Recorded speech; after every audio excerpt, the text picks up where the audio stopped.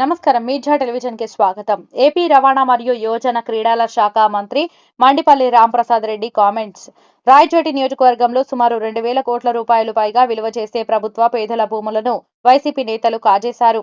సంబేపల్లె మండలం దేవపట్ల గ్రామంలో పెద్దరెడ్లు అని చెప్పుకుంటున్న కుటుంబాలు వంక పోరంబోకుతో పాటు జాతీయ రహదారికి ఆనుకొని 40 ఎకరాల స్థలాన్ని ఆక్రమించారు. చట్టాన్ని మా చేతుల్లోకి తీసుకోవడం లేదు. ఎవరైతే రెవెన్యూ పరంగా ముఖ్య భూమిక పోషిస్తున్నారో వారికి మేము మా రాయచోటి నియోజకవర్గంలో అవినీతి భూములను వెలికి తీయాలంటూ విజ్ఞప్తి చేస్తున్నాం. ఆక్రమణకు గురైన ప్రభుత్వ భూములను స్వాధీనం చేసుకోండి. ప్రభుత్వ భూములను, పేదల స్థలాలు ఆక్రమించిన వారిపై చట్టపరమైన చర్యలు.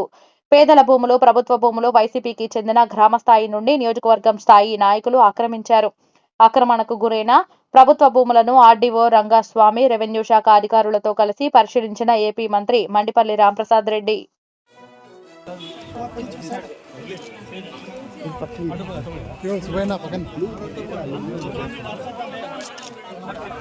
మీరు కొంచెం ఎన్నిక జరగండి.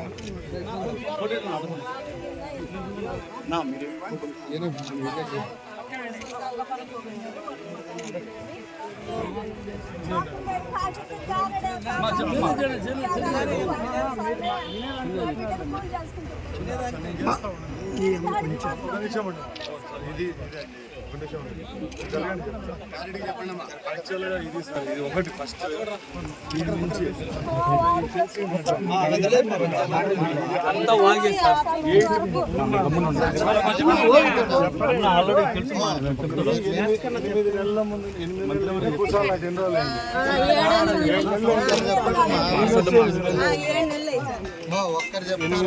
అయింది వచ్చి ఈ నుంచి నాకు చూడండి ఎగ్జామ్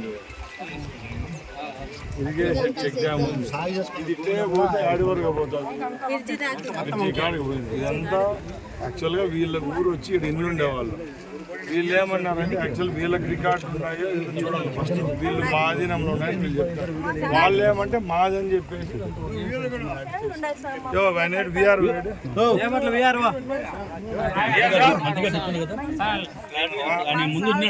నిజంగా మీరు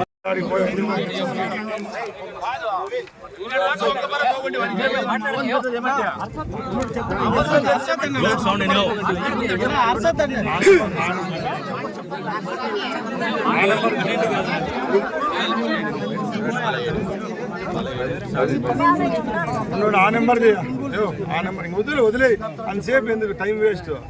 ఎట్లా పిల్లోనికి ఇచ్చిన రికార్డు చూడొచ్చు ఆన్లైన్లో. ఆ నెంబర్లు మొత్తం 40 ఎకరాలు తీసి అంత సెంటు కూడా పోనీ అంతా వెనక్కి తీపిస్తాం. మీరు ప్రశాంతంగా ఉండండి. ఎందుకు అంత టెన్షన్ పడతారు మీరు? ప్రశాంతంగా తీపిస్తాము.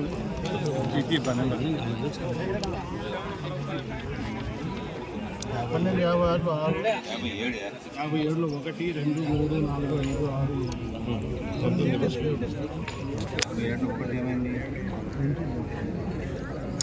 లేకపోతే ఉండాలి కదా. ఇంకా డీకేటీనే కదా సార్ ఇది.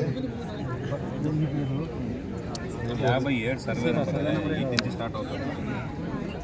56 కదా. 56లో కూడా 56లో 1, 2, 4, 5, 6, 7.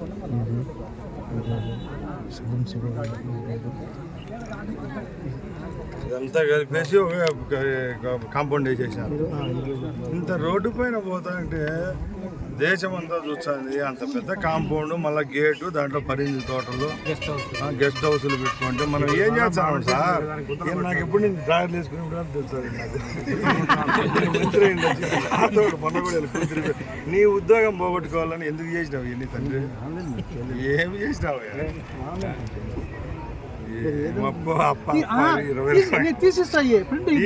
నాకేం వద్దు. ఫస్ట్ చేసి ఆడ ఏముంటే అది ఫెన్సింగ్ ఇన్సింగ్ తీసిపారండి ఫస్ట్.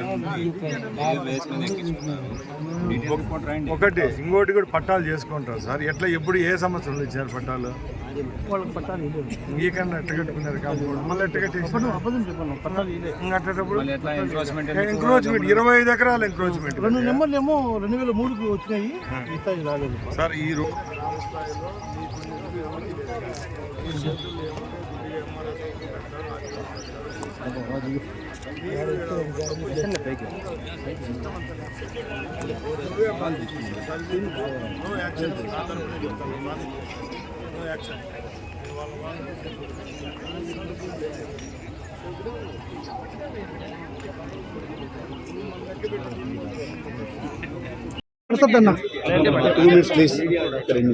ఈరోజు తెలుగుదేశం పార్టీ అధికారంలోకి వచ్చిన తర్వాత ఆనాడు ప్రజలకు ఏ విధమైన హామీలు ఇచ్చామో హామీల విషయంలో ఈరోజు తూచా తప్పకుండా మా ప్రభుత్వం చర్యలు తీసుకుంటా ఉంది.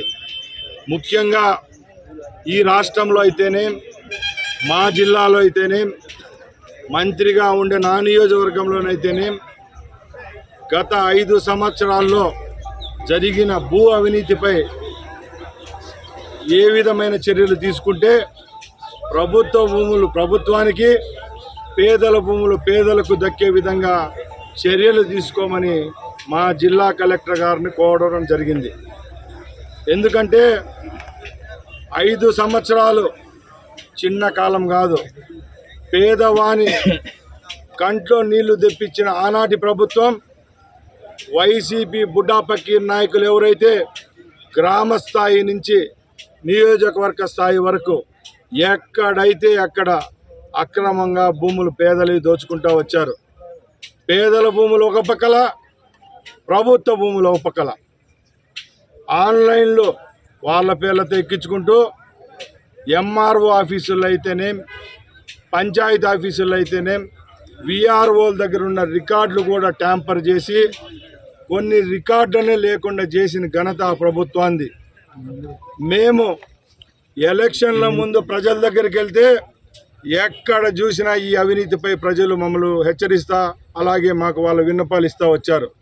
మేము ఆ రోజు ఒకటే చెప్పాం, చంద్రబాబు నాయుడు గారి నాయకత్వంలో రేపు ప్రభుత్వం ఏర్పాటైతే కేవలం జగన్మోహన్ రెడ్డి ఫోటో పాస్బుక్లపై, అలాగే పట్టాదారు పుస్తకాలపై వేసుకోవడమే కాదు జరగలేదు, ప్రతి ఒక్కరి గుండెల్లో నిప్పు పెట్టే విధంగా ప్రభుత్వము అలాగే ప్రైవేట్ భూములు కాజేయడం జరిగిందని ఆ రోజు ప్రజలు మా దృష్టికి తీసుకొని వచ్చారు. దాన్ని మేము ఈరోజు ఇంప్లిమెంట్ చేసే విధంగా జిల్లా కలెక్టర్ గారికి మేము వినతి పత్రం అందజేశాం.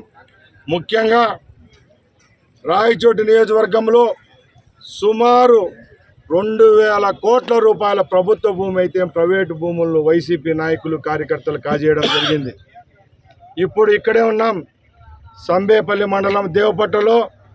ఇక్కడ పెద్ద మనుషులుగా చలామణి అవుతూ పెద్దరెడ్లుగా చెప్పుకుంటున్న కొన్ని కుటుంబాలు వంకపురం పోగులను ఫెన్సింగ్ వేసుకొని ఈరోజు హైవేకి వచ్చిన ఆ భూములు కోట్ల రూపాయలకు అవుతున్నాయి.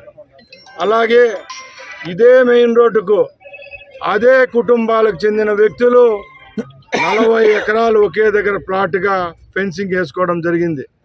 ఇదేదో తెలుగుదేశం పార్టీ వాళ్ళపై కక్ష కట్టి కాదు, ప్రజల గుండెల్లో ఉండే బాధను మేము గమనించాం.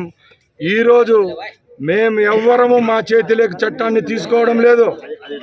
ఈ జిల్లాకి ఎవరైతే ముఖ్య భూమికను పోషించే రెవెన్యూ పరంగా ఎవరైతే ఉంటారో కలెక్టర్ గారికి మేము విన్నవించుకుంటున్నాం, మా నియోజకవర్గంలో త్వరగా తేల్చండి, ఈ బకాసురుల చేతుల్లో ఉన్న భూములను విముక్తి చేయండి.